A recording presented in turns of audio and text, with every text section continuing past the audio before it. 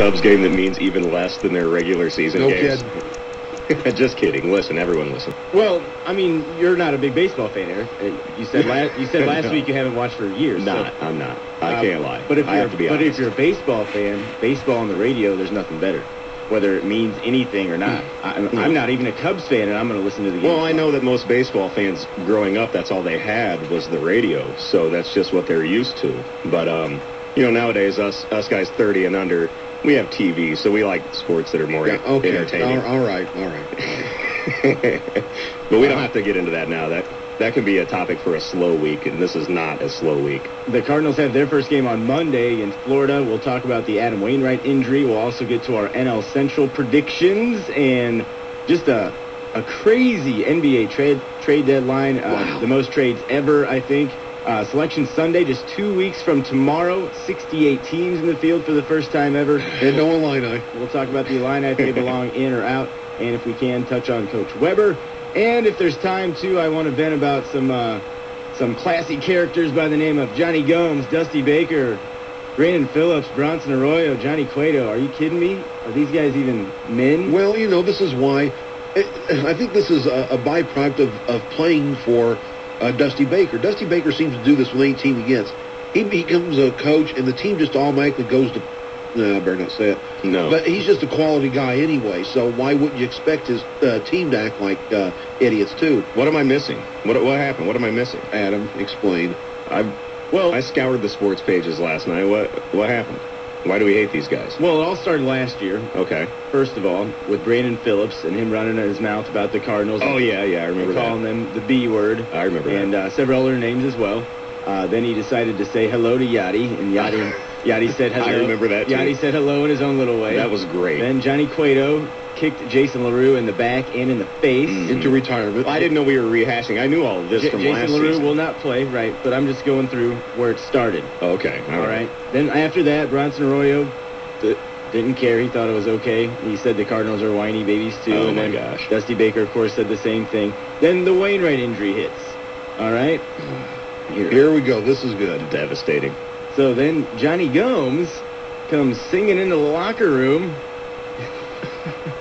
Yay, Wainwright's gone, Wainwright's gone, Wainwright's gone. That's not a very good song. No, I didn't really like it, and neither did the Cardinals. And then Johnny Gomes decided that he would apologize, which is, I don't know if I buy it or not, because he comes out saying, Adam Wainwright, he should be idolized by all kids. He's a good Christian man, geez. blah, blah, blah. I regret what I said. My family I couldn't even sleep last night, blah, blah, blah. I can't even look my family in the face. They're like, Johnny, you're not like that. Well, from what I've seen of Johnny Gomes on the field with him ripping his shirt off every time he hits a home run and skipping around the bases, I'm pretty sure he is like that.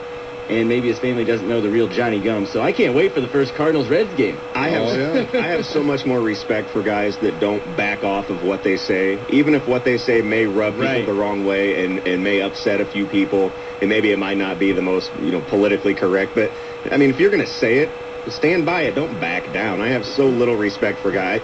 I say a lot of things that a lot of people don't agree with, but I don't back down from them. You got to stick with what you say. Every other team, you can't tell me, every other team in the National League, when they heard this, they may not have come out and said, but they're all going, yes. Because that's one less tough pitcher you have to face. And that's just fact in athletics.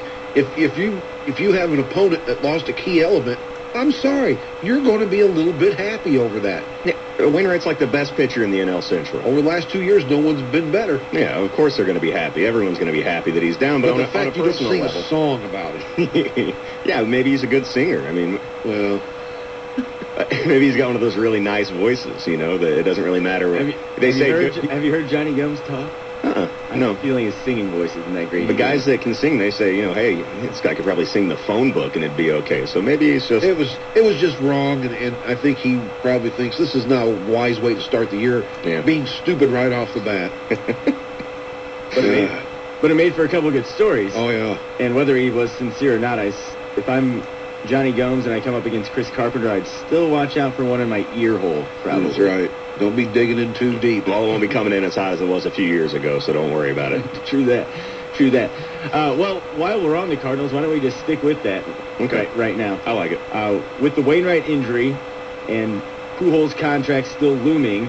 We already talked last week about, the possibility of trading Carpenter, but now he's got to be your go-to guy if you want a chance at, to compete for the NL Central. I think, yeah, you're right. But what I saw with Carpenter late last year didn't thrill me. He didn't look the same. And I still think that if St. Louis season starts to go south by June and that, I think they still may actively try to trade Carpenter possibly to the Yankees or another team that needs a solid pitcher, a veteran pitcher that will save up $15 million. They won't have to worry about the option for next year for Carpenter. Well, what's bad then? How bad do the Cardinals have to be by June or July to make that move? I still think there's pieces there that they can still compete. Obviously, they have the best player in baseball. They have Matt Holliday. They're in the NL Central. They have Lance Berkman wanting to prove himself. The NL Central is weak. I mean, and it's pretty much up for grabs. So they can still compete. I don't think they will, but Chris Carpenter I don't think is an ace kind of a guy anymore, but he's not, bad. He's not a bad pitcher. If you look at the rest of the Cardinals' rotation, I mean, who do they have? Garcia's pretty good, right? Garcia's coming into his second year. Let's see if he's really as good as he showed last year. Unproven. We have Kyle Loach, who, well, we know after the first year with the Cardinals, he hasn't done squat since. They re-signed Westbrook. He looked pretty good in the second half of the year. He's had elbow surgery. Let's see if he's okay. I think Westbrook could be an X factor. He was a 15-game winner with the Indians. Oof. I mean, and they're horrible. And he played in the American League, and he did have the surgery. Now he's coming back. Should be at full strength from that surgery. And I'm pretty positive that Wainwright may have already had a Tommy John or a surgery on his elbow right when the Cardinals first acquired him from Atlanta. When he was in the minors, I think that he had some sort of surgery. I'm talking back in 03 even, 03, 02, 04. No, I didn't know that. Before he made the bigs. So Wainwright's been through this before, I'm pretty positive. And so it's tough on him, but I think he's going to come back full strength. He's going to know what it takes to do the rehab, although it's going to be tough, but it's going to be a full year's worth of rehab. Jaime just went through it. Carpenter's had surgery before, so there's people there that will help Wainwright through this. But as far as who's on the staff right now, I just think you just bump him up a spot. I'm an optimist, and I'm a Cardinals fan, obviously. But you bump Carpenter's the one. I would make Westbrook the 2. Really? I would make Jaime the 3 because he is, he's just coming into his second full season. They kind of shut him down at the end last year too because they were worried about his fatigue. And then you have Loesch at the 4. He just came off of surgery too. And then you try to fill the 5. And right now, according to La Russa and Mozeliak, they're going to try to fill the 5 with someone in camp. Kyle McClellan. And then, McClellan's definitely going to get a shot, and so is Lance Lynn. And I don't think Shelby Miller's going to get a shot yet. Too young. But we'll see what the Cardinals do from there. And then if they are where you think they may be, guys, in May, June, July, then they might go make a move. 529-1450 is our phone number. You're listening to Sports 101 here on Sports Radio 1450. Start Grammy and Pedigo taking your calls. Let's go to the phones. Good morning. You're on Sports 101. Go ahead. Hey, I don't think they're going to try to get rid of Carpenter unless the season's an absolute wash. I'm with you. Even if they're kind of content, in the hunt, I think they're going to go out and get people because I'm positive that they know that Pujols' numbers are depleting year by year, even though it's just barely. And now, I'm not saying I'm a Cardinal fan, so I'm not saying he was on steroids, but now that all the steroid talk is surfaced and all the batters are kind of nervous about it, Right. I think that it's more of a pitcher's game. So the game's changed. That's for sure.